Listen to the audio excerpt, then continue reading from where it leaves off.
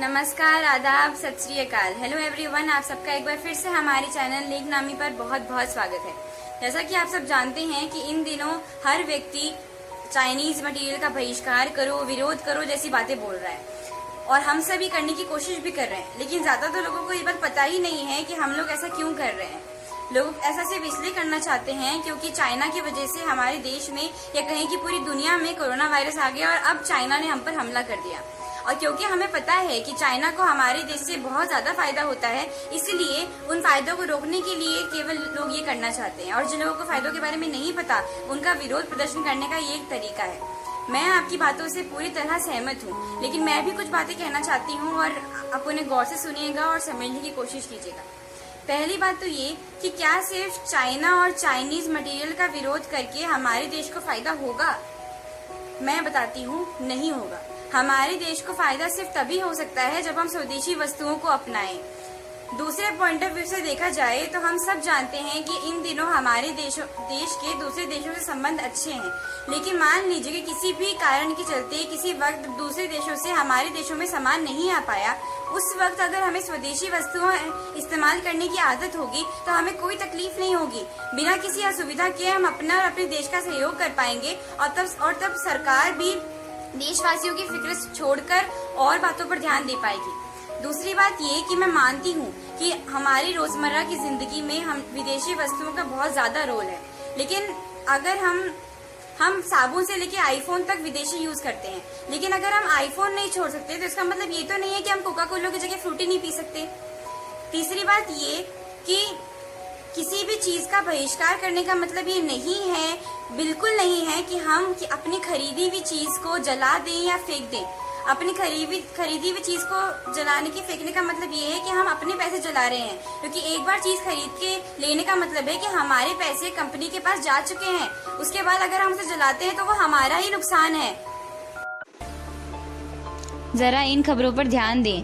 Airport बाजार इलाके में व्यवसायियों ने चीनी सामान जलाकर किया विरोध प्रदर्शन। गुजरात सूरत में लोगों ने तोड़ी चाइनीज टीवी। चीन के प्रति लोगों में गुस्सा सूरत में भी दिखा। अरे भाई रुक जाओ, ये क्या तरीका हुआ विरोध प्रदर्शन करने का? मैं आपको ये बात पहले भी बता चुकी हूँ कि अगर हमने कोई सामान खरीद लिया है तो उसका मतलब ये है कि हम अपना पैसा उस कंपनी को दे चुके हैं। उसके बाद तोड़ फोड़ करके या उसे जला के हम सिर्फ अपना ही नुकसान कर रहे हैं। मेरा आप लोगों से अनुरोध है कि आप लोग ऐसा बिल्कुल ना करें। अगर आपने कोई सामान खरीद लिया है तो आप उसका पूरी तरह आनंद लें। हमें सिर्फ इतना करना है कि आज से हमें कोई भी विदेशी सामान खरीदना नहीं है, ताकि हमारे देश का पैसा हमारे देश में ही रहे। चौथी बात ये कि ज्यादातर लोग भारतीय प्रोडक्ट्स ये कहकर नहीं खरीदते कि उनकी क्वालिटी अच्छी नहीं है। अगर आप कोई सामान खरीदोगे ही नहीं तो उसकी क्वालिटी अच्छी है या नहीं है आपको कैसे पता चलेगा?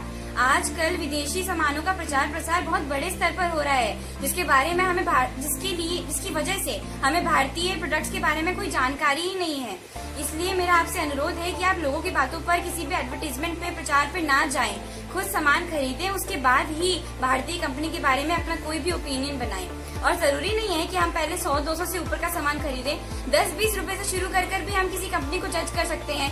अगर हमें एक कंपनी अच्छी नहीं लगी तो किसी और कंपनी को ट्राई करें और उसके बाद हम कोई बड़े दाम का सामान खरीद सकते हैं।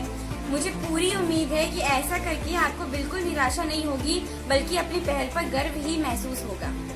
आखिरी बात कि वैसे तो ज्यादातर प्रोडक्ट्स पे लिखा होता है कि ये मेड इन इंडिया है, मेड इन चाइना है, मेड इन जापान है, वगैरह वगैरह, लेकिन उसके बाद भी अगर आपको किसी प्रोडक्ट के बारे में कोई कंफ्यूजन है तो आपकी मदद के लिए मैंने भारतीय कंपनियों के हाउसहोल्ड प्रोडक्ट्स की एक लिस्ट का लिंक डिस्क्रिप्शन बॉक्स में दे दिया है। आप उसे देख कर जाएं। और अगर आप ऑनलाइन शॉपिंग करते हैं तो प्रोडक्ट खरीदने से पहले उस प्रोडक्ट का डिस्क्रिप्शन बॉक्स जरूर देख लें। वहाँ पे लिखा होगा कि वो भारतीय है या विदेशी कंपनी है।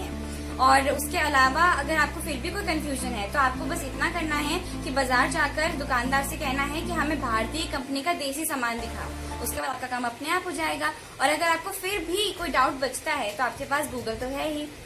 अब वक्त आ गया है कि हम हमारे देश के शहीद फौजियों की फोटो स्टेटस पर लगाकर उन्हें श्रद्धांजलि दें या ना दें, अपने देश को मजबूत बनाकर उनकी आत्मा को शांति पहुंचाएं। हम ऐसे नागरिक बने जिनकी सुरक्षा के लिए प्राण न्यौछावर करके उनको भी गर्व महसूस हो। स्वदेशी अपनाएं, देश का पैसा देश में ही लगाएं, देश को आगे बढ़ाएं। जय हिंद, जय भारत।